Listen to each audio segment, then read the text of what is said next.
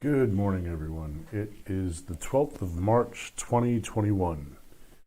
And today, a little bit on the broader market here, and that is that rates are doing their thing again this morning. Here, let me pull them up. You can see the 10-year. So this is a chart of the rates on the 10-year here, and you can see this rising consolidation area. It got pretty choppy in here. So a breakout on the 10-year above, let's see, what was that? 162 will rattle the markets a bit if that happens today. So the rest of the market, you know, when money policy tightens, it doesn't matter if it's only at a 1.62. When things start to accelerate in the rates area, you know, tech is going to take a hit. A lot of different sectors are going to take a hit. Financials and energy, specifically oil and energy, because energy is getting a little bit more broad now. There's, you know, oil is definitely the dominant feature in the energy sector, no doubt. I think in another 10, 20, 30 years, oil will be taking a back seat as emerging technologies arise. That's a pretty long time horizon. So for the time being, energy, meaning oil, and financials will do well in this higher rates environment. I say higher rates. I mean, historically speaking, 1.6 really isn't much. But for some perspective here, you can see at the bottom, which was the very, very bottom, was down here at 0.4. Now we've gone up 300% and some change from there. So it's gonna cause a shakeup in the market, and I would call it a correction, but I really don't think it's as much of a correction as it is reorganization or reallocation of capital. So it's, I mean, I just, you know, yeah, you could say, you know what, the dip we recently went through on the S&P could be called a correction. I'm going to pull the S&P forward here for a second. Well, this is the SPY. This is the proxy for the S&P. So this area, let's say this area right in here, you know, of course, you know, breaking above the all-time highs and then coming back down, that's not exactly correction. But this general area in here, the sentiment is still bullish. It's just there's got to be some jostling for positioning in the rate of change on the 10-year or interest rates in general. All right. So it's kind of my broader market commentary there. It's kind of to set us up for the day. So the large caps that I have on watch today are JPM and LB. And then I have small caps of NLSP, ENTX, and GIGM, and let's go over them here real quick. So in a rising rates environment, the financials are going to perform. They're not going to, if there are things like there's tech, and there are a whole bunch of things that have a negative correlation with higher rates. Financials is not one of them. Financials likes higher rates. So, and JP Morgan is, you know, you can pick a whole bunch of large cap finance companies. I just picked JP Morgan. They're all gonna, I mean, I can't imagine any of them trading very much differently from one another. I mean, you could pick Goldman Sachs, you know, JP Morgan, Citibank, you know, you name it. I just picked JP Morgan.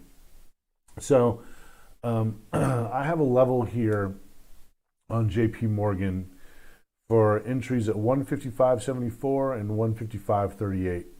I'll probably take a total of 250 or 300 shares here, and I'll put a quarter of the position or a third of the position. I'm not sure which I'm going to do yet at 155.74. And then I'll put the rest of the position at 155.38. I'm looking for a 1% bounce. So roughly $1.50 per share profit. And then just, I'll probably sell half after 1% to see if it can keep running to get a little bit more out of it. All right, L Brands, it's catching a bid this morning. I haven't really looked at the news. Let's see what kind of news is on L Brands here. Oh, it raised its Q1 earnings forecast. So okay, L Brands is, if you look, it's in a bullish trend. It's nice, and there's sort of actually there's a bit of consolidation here. Now that I look at it, let's take away. Let's get my horizontals out of the way. And there's a little bit sort of similar to what the broader market is doing, except yesterday the broader market poked into new high territory, and L Brands here lagged the broader market just yesterday. So this is interesting. Let's see what my entries are again here. My entry is, there are a couple of entries here. I have, there's a fib retracement. Horizontal, horizontal, horizontal, horizontal, then horizontal. Oh, okay. So, L Brands, I've got a few levels here to go into entries. I expect there to be some profit taking on L Brands at the open. Perhaps not. It might, just tick off to the upside. And so I'm willing to start averaging into a trade on L Brands here. This would give me, I have a high rate of confidence on this one. If I were to put a percentage on it, I suppose I would put a 75% chance that L Brands will be bullish today, and that a dip on a pullback, a buy on a pullback will be profitable. So between 57.88 and 56.88, I'll probably stagger 100 share purchase orders between these two price areas of 57.88 to 56.88, every 20 cents for a 500 share position. Now next up, NLSP. Now this is a Swiss company, and it's the only one that has any really decent news. It's out of Stans, Switzerland, March 12th, 2021. A Swiss clinical stage pharmaceutical company focused on discovery and development of innovative therapies for patients with rare and complex central nervous system disorders announces that it has entered into a license agreement with Novartis Pharma AG, whereby the company has obtained on an exclusive basis in the United States all of the available data referred to and included in the original NDA. That's NDA is an acronym for an application. I've forgotten what it is, but it's simply an application for FDA approval, not even really an application. An NDA is a big deal. There's a big threshold to overcome in order to get an NDA approved, but it's still like you're just starting phase 1, phase 2, phase 3 for some of these things. So anyway, original NDA for Sonorex, submitted to the United States Food and Drug Administration in February 1972. The agreement encompasses all preclinical and clinical studies, data used for manufacturing, including stability and other chemistry manufacturing controls data, formulation and know-how for all products containing mazindol as an active substance, and all post-marketing clinical studies and periodic safety reports from 1973 forward. This company was licensed data, and it's getting a bump here. That's maybe present day data is, the processing of data with present day computing technology and computing power might be quite different from what it was. It certainly is quite different from what it was in 1972. So perhaps this company, NLSP, can do something with that data. I don't know. This doesn't really excite me very much, and I don't have a high rate of conviction on trading NLSP. I have, when it comes to actually trading the thing, though, all my biases go out the window. If it's trading according to momentum action, I'm game. I'm there. I doubt this thing is going to trade that well today. My gut, my instincts tell me that there'll probably be a quick bump at the open, and then after it settles down for a little bit, maybe 20, 30 minutes after the bell, there'll be another, run up of who knows, maybe $1, maybe more or something. But my guess is that this thing is going to just kind of leak out for the rest of the day. So I imagine this is the way it's going to go here. There's going to be a little bit of a run up at the opening, then it's going to come down, and then after about, an hour, maybe half an hour, there's going to be another run up, and then it's going to come down, and then it's going to just kind of, for the rest of the day, it'll just kind of pull one of these things here. So actually, let's see. I'm going to do this. All right, 930. The 930 mark is right here, right? So let's see how close I can get to where this thing. I think it'll probably open somewhere around $5, maybe a little bit lower. I'll just guess $5. So up, then down, and then up, and then down, and then for the rest of the day. So I'm going to save that chart, and let's see how accurate that line is right there. Okay, ENTX. This is a continuation play from yesterday. It's caught a pre-market bump again. What was it behind ENTX? Positive phase 2 data for an osteoporosis treatment. And so now you can see here it closed yesterday at 409 and is now at 586. So there's somebody interested in the after hours. I'm not interested. But if it breaks above yesterday's high at 787, then that means there are enough people who are interested in trading this that there is an opportunity. So yesterday's volume, let's see what yesterday's volume was. Does that say 3? Yeah. Yesterday it traded 361 million shares. Good golly. On an 18 million float. Wow.